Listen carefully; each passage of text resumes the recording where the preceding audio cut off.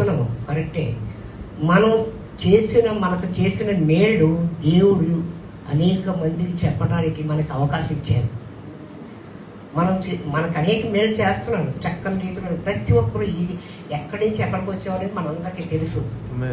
కింద నుంచి పైకి వచ్చాం. ఎందుకు పనికిరాని వాళ్ళు అసలు ఏ రకంగా ఉంటామో మనకు తెలియదు.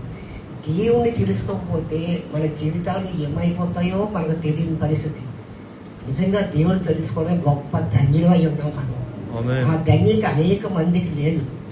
ఆ ధన్యత ఇవ్వాలంటే దేవుడిచ్చిన రక్షణ ప్రతి ఒక్కరికి పంచుకోవాలి. ఎందుకంటే మనకిచ్చిన ధన్యత వాడికి కూడా ఇవ్వాలి కదా, వాడిని రక్షించాలి కదా, దేవుడి పట్ల కనికరించి దేవుడితో తిప్పాలి కదా అనే గొప్ప కార్యాన్ని మనం అనేక మందికి సువార్త చెబుతూ వాళ్ళందరినీ మన దేవుడి సన్నిధికి ఆహ్వానిస్తే దేవుడు ఎంతగానో సంతోషిస్తాడు.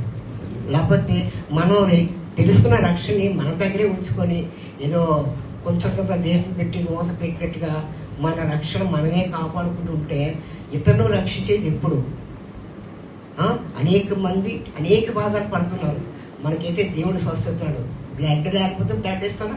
ఏదైనా సహాయం చేసే గొప్ప దేవుడు మనం తెలుసుకోవాలి. అలాంటి దేవుడు ప్రతి ఒక్కరు తెలుసుకోవాలని ప్రతి ఒక్కరికి ఉందా? మన వ్యక్తిగతంగా కూడా సువార్త చేయొచ్చు. ఎందుకంటే ఇంతకాలం అవుతుంది కానీ ఒక్కరు ఒక ఆత్మ కూడా రక్షించలేకపోతున్నారు. ఆత్మను రక్షించకపోతే మన రక్షణ మనల్ని ఎందుకు పిలుచుకున్నారు? దేవుని పని నిమిత్తం దేవుడు పిలుచుకున్నాడు. అప్పుడు దేవుని పని చేయాలని కొంతనే చేసి దేవుని ఆనందపరచాలి కదా. మనం ఏ రకంగా ఆనందపరుస్తున్నాం? మన రక్షణ మనతో సరిపోతుందా? అనేక మందికి సువార్త చేసి మనం వ్యక్తిగతంగా చేయొచ్చు. పబ్లిక్గా ఎక్కడ చేయకపోయినా సొంతంగా ఎక్కడున్నప్పుడు కూడా మనం తెలుసుకున్న సత్యాన్ని మనకి దేవుడు అనేక మేలు చేస్తున్నారు. అవి మేలు చెప్తే చాలు కూడా రక్షణ పడతారు. ఎంతగానో ఎక్కడికి వెళ్ళి సువార్త చేయవసరం లేదు. వ్యక్తిగతంగా నీకు చేసిన మేలు బోధించాలి చాలు. ఆ మాటలు చెప్తే వాడు రక్షణ పడి దేవుడి దగ్గర తిరుగుతాడు. మనం ఎలా తిరిగామండి? ఆ రోజుల్లో నేను ఒకసారి మా బావగారు చెప్పినప్పుడు చర్చికి వెళ్ళి చూసినప్పుడు అది వాళ్ళు మన పట్ల చూపిస్తున్న ప్రేమ ఇంత గొప్ప ప్రేమ ఉంటుందా దేవుడిని? ఇంత గొప్పగా ప్రేమిస్తారా? అంతవరకు నేను ప్రేమ చూడలేదండి. ఆ రకంగా చేస్తానండి. దేవుడి సన్నిధికి వెళ్ళిన తర్వాత నాకు తెలిసింది ఎంతగా ప్రేమిస్తారో అనేసి. ఒక్కరోజు మిస్ అయితే వాళ్ళు వచ్చి 2-3 వచ్చేసి మా ఇంటికి వచ్చి అడిగారు, ఏం బ్రదర్ రాలేదు, ఏమ్మా ఇటైంది నీకు అన్నట్టుగా అడిగే ప్రేమ. అందులో ఉన్న ప్రేమను మనం పంచుతుంది. నిజంగా ఒక రకంగా చెప్పాలంటే మనలో ప్రేమ అనేది నశించుకోకూడదు. దేవుడు అనేక రకమైన ప్రేమను సూచిస్తూ ఈ లోకానికి వచ్చాడు.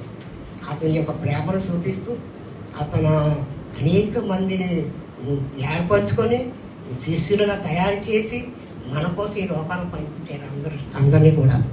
వాళ్ళందరూ ఉండబట్టే కదా మనం ఈ రకంగా ఉన్నాం. వాళ్ళు చేసిన త్యాగాలు పెట్టి మనం ఈ రకంగా రక్షణ పడ్డాం.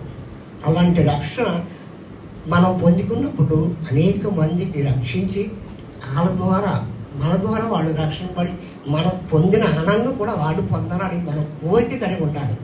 గొప్ప దేవుడిని తెలుసుకున్నాం అంటే అంత గొప్ప దేవుడిని అనేక మందికి చెప్పకపోతే మనం ఏ రకంగా ఉంటాం? అనేక మందికి చెప్పి రక్షణ పొందినట్టుగా మనం చెయ్యాలి. ప్రతి ఒక్కరు కూడా మనం పొందిన రక్షణ ప్రతి ఒక్కరికి వినిపించాలి. ఆ రక్షణ పొంది ప్రతి ఒక్కరు మనలాగా ఆనందించాలి, దేవుడిలో బలపడాలి. అలాంటి దేవుని మనం తెలుసుకున్నప్పుడు ఆ రకంగా మనం చేసినప్పుడు నిజంగా అలా అంతగా ప్రేమించేది కనుక మేము ఈ రకంగా ఈ పునాది మీద మేము ఉండగలుగుతున్నాం.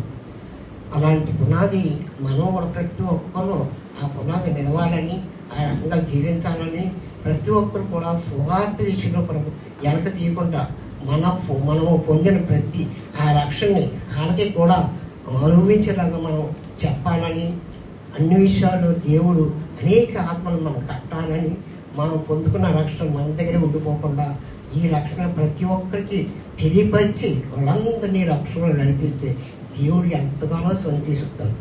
ఈ లోకంలో మనకి రక్షణ ఇచ్చి రక్షించుకున్నది అది మన కోసం కాదండి, మనకి ఇస్తాడు. సమస్త ఎక్కడి నుంచి ఎక్కడికి వచ్చాడు ఈ రకం స్థితిలో ఉంచాడంటే కేవలం అతను గొప్ప, అతను కనికరం. నిజంగా అలాంటి దేవునికి అనేక మందికి సువార్త ప్రకటిస్తూ మాటలు చెబుతూ ప్రతి ఇంటికి ఎవరు రాకపోయినా అన్నింటికి ఏంటి ఎలాగని పలకరిస్తూ ఈ ఇంటింటి సువార్త కూడా చేయొచ్చు కావాలంటే. ఆ రకంగా మనం జీవించినట్లయితే దేవుడి నామం మహింపరచబడుతుంది, మనకు కూడా ఆశీర్వాదంగా ఉంటుంది. అనేక విషయాల్లో దేవుడు మన పట్ల చేస్తున్న ప్రతి నేను జ్ఞాపకం చేసుకుంటూ అతను స్తుతించి ఆరాధించే గొప్ప ధన్యత మనకి ఇచ్చేవారన్నమాట. మరి అలాంటి ధన్యత మనం పొందుకున్నప్పుడు అనేక మంది పొందాలనే కోరిక మనం కలిగి ఉండాలి కదా. ఒక ఆత్మ నశించుకోవడం దేవుడికి ఇష్టం లేదు కదా. ఆత్మలు ఎన్నో వస్తున్నాయి, చెడిపోతున్నాయి, వాళ్ళని మనం పట్టించుకోలేకపోతున్నాం, వాళ్ళని ఆదరించలేకపోతున్నాం, వాళ్ళతో మాట్లాడలేకపోతున్నాం. మన పనుల్లో మనం ఉంటూ నిర్లక్ష్యంగా జీవిస్తున్నాం. ఎందుకంటే మనకి ఇచ్చిన రక్షణ మనం కాదు, కానీ ప్రతి ఒక్కరు ఎదిగి రక్షించే ధన్యత దేవుడు మనకి ఇచ్చాడు కనుక అతను ప్రతి ఒక్కరిని కూడా రక్షించడానికి మనం కూడా సాయం సిద్ధపడదామండి. ఎవరు కూడా నిర్లక్ష్యం ఇదిలో లేదు. మనం పొందిన రక్షణ ఎక్కడికి వెళ్ళినప్పుడు నీ పనిపాట్లు ఉన్నప్పుడు కూడా ఆ రక్షణ విషయాలు అతను ఆయనతో చెప్పినట్టయితే వాళ్ళు హాయిగా ఆనందంగా మనలాగే ఆనందిస్తారు. అలాంటి ఆనందం పొందలేదు కదా. ఆనందం పొందాలంటే మనం తెలియపరచాలి ఆయనకి. ప్రతి ఒక్కరు కూడా ఈ మాటలను ప్రతి ఒక్కరు గ్రహించి ప్రతి ఒక్కరు కూడా దేవుని సన్నిధికి నిర్లక్ష్యంగా కాకుండా కరెక్ట్గా మనం జాగ్రత్తగా దేవుడిలో ఉందామని ప్రతి ఒక్కరికి తెలియపరుస్తున్నాము. ఈ కొద్దిగా మాటకు దేవుడు దీవించి ఆశీర్వదించును గాక.